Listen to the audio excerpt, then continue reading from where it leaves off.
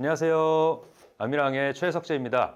오늘 원래 일반 환자분들이랑 시청자분들을 대상으로 설명을 해야 돼서 제목을 보면은 이제 종양 미세환경을 표적으로 하는 온열요법은 면역 체크포인트 억제제를 촉진합니다. 잘 못 알아듣겠죠. 좀 복잡하고 각각 하나하나 다 공부를 해봐야 되는 상황인데 면역의 기초부터 좀 얘기를 해야 되겠더라고요. 그래서 그런 부분을 같이 준비를 하고 이 논문에 대한 내용도 같이 준비를 했습니다.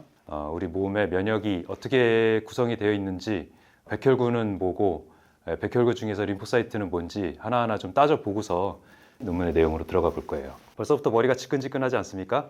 먼저 우리 환자들의 혈액을 이제 채취하게 되면 그 혈액을 이제 원심 분리기에 이렇게 몇 분 돌리고 나면 이렇게 나눠집니다. 혈장층이 제일 먼저 올라가고요. 백혈구 혈소판이 있고 그다음 밑에 빨갛게 적혈구가 보이죠. 근데 혈장에는 물구 성분과 함께 영양 성분이나 이런 것들이 들어가 있고 그다음 백혈구와 혈소판, 여기에서 백혈구 부분을 자세히 볼 겁니다. 백혈구를 보면 뭐 단구, 중구, 호상구, 호염구, 대식세포 이렇게 여러 가지 백혈구들이 있어요. 호중구는 백혈구의 제일 큰 부분을 차지하는데 박테리아, 진균 이런 거에 대해서 초기에 방어하고 염증 반응에서 초기 반응을 하는 세포고, 그다음 호산구는 기생충 감염이나 알레르기 반응에 관련을 하고, 우리가 제일 지금 관심을 가져야 되는 림프구, 오늘 림프구가 주제입니다. 이 림프구는 미생물, 바이러스나 항원 같은 것들이 다른 외부에서 침입했을 때 그거랑 결합을 해서 적이다라는 거를 알아내고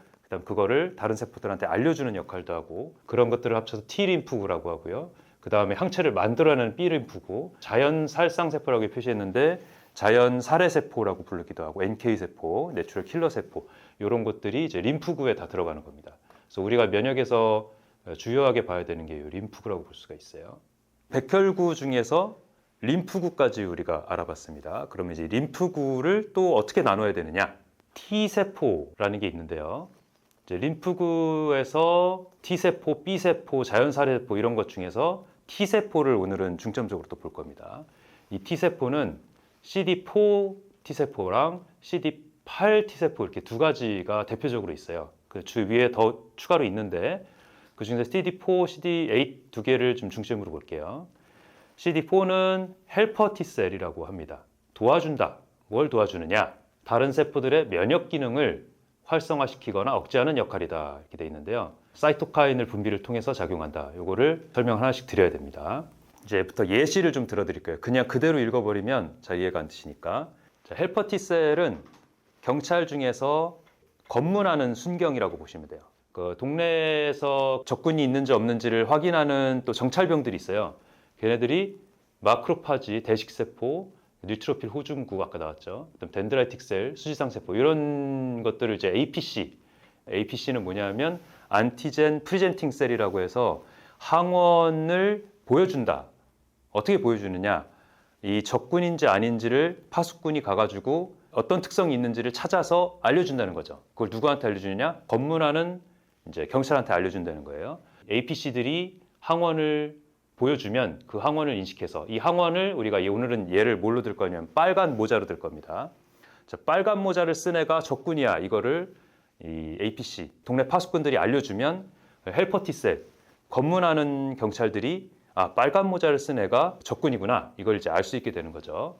그래서 그거를 MHC라고 하는데 빨간 모자인지 아닌지 검출하는 팔이랄까요? 알아보는 눈이랄까요? 이런 뜻입니다. 그거를 인식이 되면 사이토카인이라는 어떤 전단지 같은 걸 뿌려요. 아, 빨간 모자를 쓴 놈이 적군이더라 라는 전단지를 쫙 뿌리면 그럼 그걸 통해서 B셀이 항체를 만드는 거죠. 그다음 뭐 CD8번이 뭐냐면 킬러 T셀이라고 하는데 얘네들을 활성화시키기도 하고 마크로파지가 직접 잡아먹는 걸 촉진시키기도 하고 이렇게 됩니다. 사이토톡식이라고도 하고 킬러 T셀이라고도 하는데 세포를 직접 죽이는 세포라는 뜻인데요.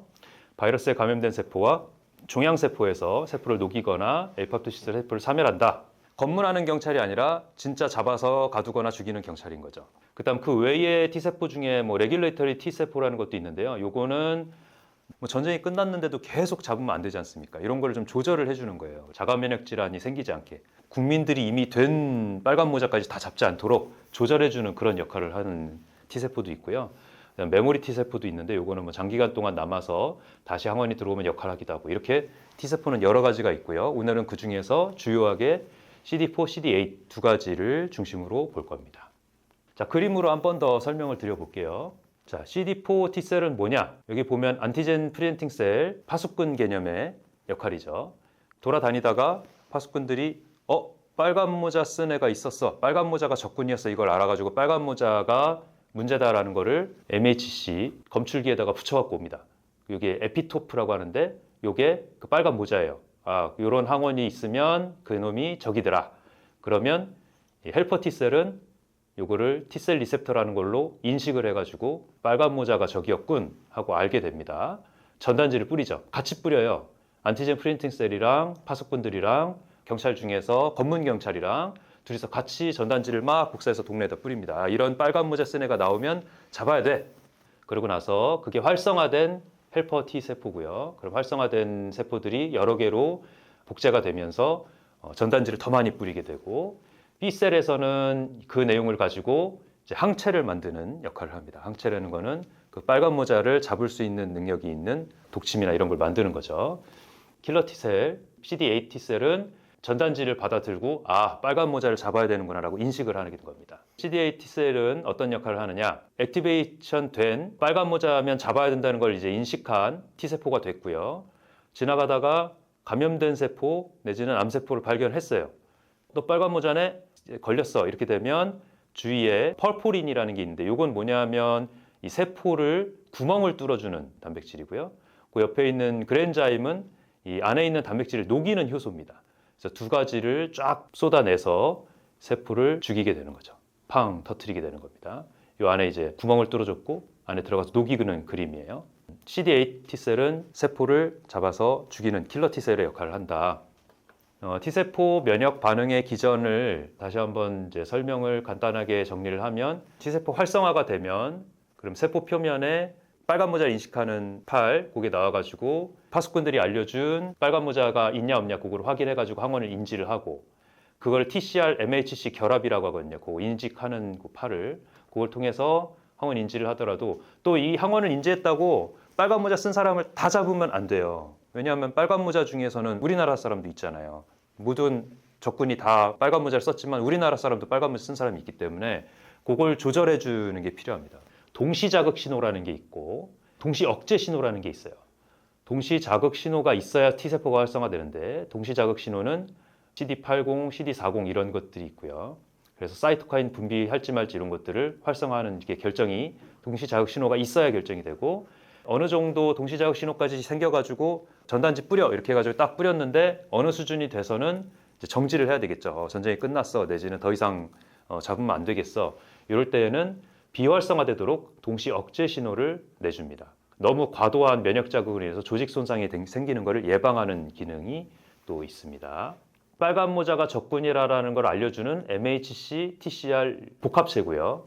빨간 모자가 적군이야라고 파수꾼들이 알려줬어요. 하지만 이것만 알려줘서 끝나는 게 아니라 신분증 같은 걸 확인을 한 번 더 해라. 빨간 모자라고 다 적군이 아니더라. 그 얘기를 해주는 거고 신분증 말고 그 다음에 너무 또 오랫동안 활성화되지 않도록 조절해주고 이런 두 가지 진행해라는 기전과 억제하라는 기전 두 가지가 있고요. 여기까지는 CD4 T셀에서 진행이 되는 거고 그걸 전단지를 딱 연결을 받은 CD8 T셀은 이제 튜머셀을 만났을 때 너 빨간 모자구나. 그러면은 신분증 내놔봐. 그게 이제 PD1이에요. 신분증 내놔봐 했는데 신분증을 정확하게 내놓으면은 정상세포인데 거짓 신분증을 내놓습니다. 그게 PDL1이에요.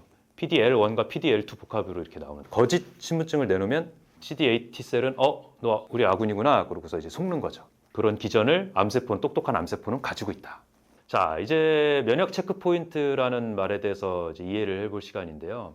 여기까지 설명한 이유는 면역의 방법을 알아야 우리 항암제 중에서 1세대 항암제인 세포독성 항암제, 2세대 항암제인 표적 항암제를 지나서 3세대 항암제인 면역 항암제를 이해할 수 있기 때문입니다. 면역 항암제의 기전에서 제일 중요한 게 면역 체크 포인트 반응인데요. 면역 체크 포인트 반응을 설명을 드릴게요. 암세포에 붙어 있는 단백질인 PDL1, 아까 보셨죠? 거짓 신분증을 내어놓는 그 기전. 프로그램드 데스 리가드 1이라는 뜻이고요. PDL2도 같이 붙어 있고 T세포 표면에 있는 PD1, 그거와 결합하면 면역 체크포인트 반응을 유발해서 T세포는 암세포를 공격하지 못한다. 거짓 신분증을 받았으니까 공격을 못하는 거죠. 근데 면역 항암제인 머크사의 키트루다와 BMS사의 옵디보우는 어떤 기전으로 이 면역 항암제 역할을 하느냐. T세포의 PD-1 수용체에 붙어서 신분증을 내어놓으라는 팔에서 거짓 신분증인지 아닌지 편별할 수 있게 해주는 거죠. 회피 기능을 못하게 하는 겁니다. PD-1과 PD-L1에 대해서 그래서 설명을 드렸던 거예요. 이 면역 항암제에 대해서 이해하기 위해서. 그림으로 간단하게 그려본 건데요. 거짓 신분증을 내는 상황을 사진으로 찍은 거죠. T세포가 신분증 내놔봐 했는데 거짓 신분증을 내놔서 안 죽는 상황입니다. 면역 항암제가 있어서 PD-L1에는 안티-PD-L1으로 해서 거짓 신분증을 못 내놓게 하고 PD-1에는 안티-PD-1이 붙어가지고 거짓 신분증을 감별할 수 있게 하고 이렇게 하니까 이게 연결이 안 되면서 적군이 맞구나 라고 인식을 하고서 여기가 빨간 모자 썼는지 확인하는 곳이니까 적군이 맞구나 확인을 하면서 이 암세포를 죽이게 되는 거죠. 그게 면역 항암제의 기전이고요. 종양 미세환경이 뭐냐? 말만 들어서는 종양이 있는 미세환경? 좋은 건가? 잘 이해가 안 될 수 있는데 종양 내에 존재하는 혈관세포라든지 기질세포라든지 면역세포라든지 이런 집단뿐 아니라 이들의 주위의 환경, 산성화를 만들거나 저산소증을 만드는 이런 것까지 포괄하는 종양 주위의 상태를 얘기를 하는 겁니다. 이거는 종양한테 유리한 상태인 거예요. 그렇기 때문에 종양 미세 환경이 있는 게 좋은 게 아니고 종양 미세 환경을 우리가 이겨내고 항암 효과를 만들어야 되는 겁니다. 암세포가 끊임없이 교신하면서 상호작용을 하는데 이 종양 미세 환경 요소까지도 서로 작용하기 때문에 일이 굉장히 복잡해진다. 종양 미세 환경을 암이 똑똑하게 주위의 상태까지 자기한테 유리하게 만든다는 거죠. 종양 미세 환경은 항암 치료 성적에 영향을 부정적으로 미치기 때문에 암을 완치를 시키려면 종양 미세 환경을 이해를 하고 극복을 해야 된다. 암 주위의 그 종양 미세 환경을 어떻게 해결을 할 것인가, 암 치료의 중요한 점 중에 하나이다. 여기까지가 배경 지식이었고요. 그러면 이제 논문의 내용에 대해서 들어가 볼게요. 논문의 어떤 초록 먼저 보면은 면역 체크포인트 억제제. 면역 체크포인트 억제제라는 말을 지금부터는 면역 항암제라는 표현으로 쓰겠습니다. 면역 항암제가 면역 체크포인트를 억제시켜서 항암 효과를 내는 거니까 면역 항암제는 유망한 새로운 암 치료법인데 선택적으로 가짜 신분증을 내는 암이라든지 이런 것들에만 반응을 하는 아주 협소하다는 단점이 있다. 종양 미세 환경을 파악해서 그거를 해결을 해줘야지 또 반응을 한다는 그런 또 관련이 있고 그래서 그걸 해결하는 좋은 방법으로 장기간 열을 주면 면역 반응을 직접적으로 올리게 되는데 어떤 기전으로 올리게 되는가? 열에 의한 열 충격 단백질, 히트작 프로테인이라는 게 있고요. 위험 신호를 만들어줘서 면역계가 더 활성화되게 만들고 면역 체계의 활성화를 통해서 종양 면역 미세 환경 자체도 조절이 되면서 더 효과적이 된다. 그래서 온열요법이 들어가면 종양 미세 환경도 좋아지고 히트작 프로테인도 생기면서 면역계를 더 깨운다라는 말이 되겠고요. 이 온열요법은 그렇게 좋은데 ICI 면역 항암제를 같이 썼을 때 시너지 효과가 난다는 걸 확인을 했다는 겁니다. 온열요법과 면역 항암제를 같이 유사 종양 미세 환경이라는 것을 만들어서 면역 항암제가 잘 역할을 할 수 있게 해준다. 이런 조합요법, 면역 항암제랑 온열요법 그리고 뒤에는 이제 항암제와 방사선도 얘기가 나오는데요. 이렇게 같이 조합했을 때의 좋은 데이터들을 확인했다라는 겁니다. 논문에서 나오는 또 이제 배경 내용이 또 나오는데요. TME가 이제 종양 미세 환경인데 종양 미세 환경의 면역 상태에 따라서 종양은 차가운 상태가 있고 뜨거운 상태가 있다고 할 수가 있는데요. 차가운 상태는 뭐냐? 이 암이 조금 수그러들고 숨어가지고 쉬는 단계인 거죠. 그러다 보니까 오히려 암으로서의 특성이 좀 줄어들기 때문에 항암제가 잘 효과를 발휘를 못합니다. 항 PD-1, PD-L1 신분증을 내어놨을 때 다시 검출하고 확인하는 그 기능에 대한 반응이 낮아요. T세포와 PD-L1 발현, 거짓 신분증을 내어놓는 그것 자체가 줄어드는 거죠. 암세포로서의 특성이 줄어드는 겁니다. 이게 좋은 게 아니라 숨어버리는 거니까 면역 항암제가 잡지를 못하는 거죠. 그리고 면역 억제세포, 레귤레이터리 T세포라고 했죠. 면역을 억제시키는 역할이 오히려 더 강화가 되는 상태가 차가운 종양 상태. 종양이 쉬면서 숨는 상태가 되는 거고 그래서 그걸 깨워가지고 뜨거운 종양 상태가 되어야 더 면역 항암제가 활성화되고 더 잘 쓰일 수 있는 겁니다. 항혈관 신생 치료라든지 혈관이 더 이상 생기지 않도록 막는 치료, 방사선요법, 화학요법 이런 걸 했을 때 종양의 특이적 항원, 아까 얘기했던 빨간 모자 이런 것들이 더 많이 나타나게 한다든지 뇌피해 정상화, 면역세포 유인, 면역 기능이 더 바르게 되고 이런 것들이 활성화되기 때문에 종양 면역 세포의 면역 상태를 변형시켜서 면역 항암제가 더 역할을 잘하게 한다. 온열요법은 또 나오지만 항혈관 신생치료, 방사선요법, 화학요법, 그리고 온열요법까지도 면역 항암제와 같이 썼을 때 효과가 더 올라간다라는 얘기입니다. 김선마 원장님께서 자주 해주시는 말씀이 여기 나오는데요. 현대의학의 아버지 히포크라테스가 이렇게 말했다. 수술로 고칠 수 없는 사람은 열로 고칠 수 있다. 하지만 열로도 고칠 수 없는 사람은 참으로 고칠 수 없다. 이런 말을 했다고 해요.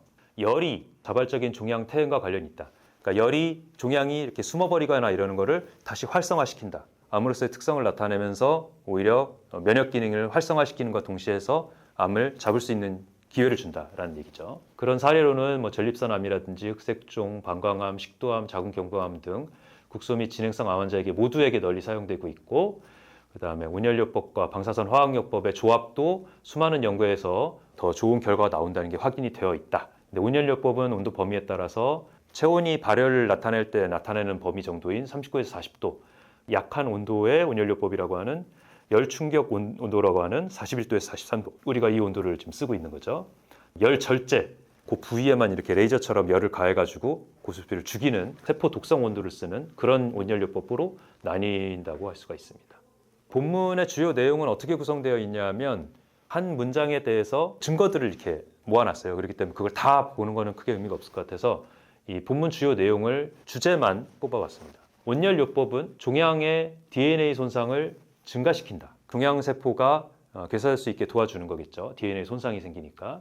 온열요법은 강력한 ICD가 뭐냐면 이뮨셀 데스, 세포 면역에 의한 세포 괴사를 일으키는 유도제다. 고열에 의해서 유발되는 이뮤노제닉 셀 데스는 소포체 스트레스라고 하는데, 이거는 이제 DNA의 이제 복사 이런 거에 관련된 내용입니다. 활성산소 이런 두 가지 기전으로 암세포를 죽이는 기전이 생기는 건데, 그런 것들을 더 활성화시킨다는 거고요. 그다음 희시작 프로테인이 고열에 의해서 유도되는 가장 중요한 기전 중에 하나다. 손상을 더 만들어내는 기전 중에 하나다라는 표현이 또 있고요. 그다음에 온열요법은 여러 단계에서 면역 반응을 다 활성화시킨다. 안티제닉 프렌친셀, 동네 파수꾼이라고 할 수 있는 애들을 활성화시킨다. 열에 대한 장점들을 좀 얘기를 하고 있고요.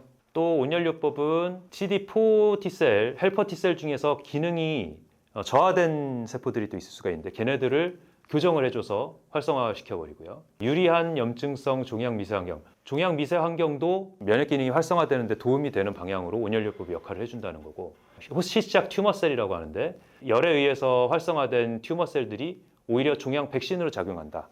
열이 가해진 암세포들이 희시작 프로테인의 개념과 같은 거죠. 종양을 잡는 빨간 모자라든지 암세포를 잡을 수 있게 그런 걸 좀 알려준다는 거죠. 백신 역할로. 사이토톡식 T셀의 양과 질을 늘리게 되고요. 온열요법이. 억제하는 분자들의 발현을 촉진을 하고, 온열요법과 면역 항암제를 같이 썼을 때 좋다는 데이터들을 모아봤다. 이런 식으로 본문이 그렇게 구성이 되어 있습니다. 요거를 한 장의 그림으로 표현한 게 이 그림인데요. 한 번 더 살펴보면 하이퍼서미아 보온 치료를 하면 이런 여러 가지 방법을 통해서 타입 1 라이크 튜머 마이크로 인바이먼트인데 면역계가 제대로 활동할 수 있는 종양 미세 환경으로 바뀐다라는 뜻이고, 면역 항암제의 치료 효과가 올라간다라는 뜻입니다.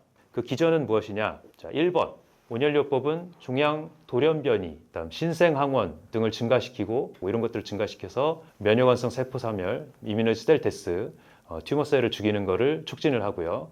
수지상 세포가 활성화되고 성숙되면서 조절 T세포가 암세포가 더 이상 이 빨간 모자들을 잡는 것을 중지시키는 세포잖아요. 그런 것들을 억제시켜요. 면역 기능을 더 유지할 수 있게 유지를 해주는 거죠. 종양 침윤 림프구들을 촉진을 해서 면역 미세 환경을 더 변형시켜서 면역 항암제가 더 역할할 수 있게 도와주는 기전이 1번 기전입니다. 수지상 세포의 기능을 올리는 거고요. 두 번째는 수지상 세포를 직접 기능을 올리기도 하고 T세포를 직접 성숙시키기도 하고요. 온열에 의해서. 그다음 세 번째는 열 스트레스를 받은 종양세포, 시작트 튜머셀이 그래서 나온 엑소점이 암의 백신 역할을 한다. 이제 이 점선이거든요. 암의 백신 역할을 해서 인터루킨 6라든지 이런 면역 억제성 암 미세 환경을 변형을 시킴으로써 더 역할을 할 수 있게 도와준다. 면역 항암제가 더 역할을 할 수 있게 도와준다라는 거고요. 그다음 네 번째 기전으로는 PDL1을 올린다. PDL1이 없어지는 게 차가운 암으로 바뀌는 건데 그거를 따뜻한 암 내지는 활성화된 암세포로 바꿔서 거짓 신분증을 내는 거를 오히려 발현을 시켜가지고 면역항암제가 더 잘 활동할 수 있게 도와준다는 거죠. 왜 거꾸로 말을 썼을까 한참 고민했는데 고민해보니까 이게 거꾸로가 아니라 차가운 종양이 아니라 따뜻한 종양으로 바꿔준다는 의미로 그렇게 이해할 수가 있겠습니다. 그렇게 해서 여러 가지 환경들을 온열 치료에 의해서 바뀌어지면서 이런 다양한 기전으로 면역 항암제의 효과가 늘어나게 하는 그런 효과가 있다라는 게 결론이 되겠습니다. 자, 결론 다시 한번 확인해 볼게요. 튜머 마이크로 인바이러먼트에서 면역 세포를 다시 활성화시키고 하는 온열요법, 그다음에 면역 항암제의 요법이 같이 조합이 됐을 때 유망한 치료법이다. 더 다른 알려진 치료법과 선택적 조합도 도움이 되는데 방사선요법과 화학요법 모두 종양세포를 직접 죽일 수 있고 이 죽인 데서 나온 세포 파편이 면역항암제로서의 역할을 촉진시키기 때문에 방사선요법, 화학요법을 같이 병합하는 것도 의미가 있다라는 내용이고요. 세포 독성 효과, 세포 자체를 직접 죽이는 부분도 있기 때문에 강력한 방사선 화학요법에 대한 민감제 역할도 한다. 서로 시너지가 다 난다는 얘기고 면역항암제요법, 온열요법, 방사선 화학요법 이렇게 3중 조합도 효능이 기대가 된다라는 뜻으로 마무리를 하고 있습니다.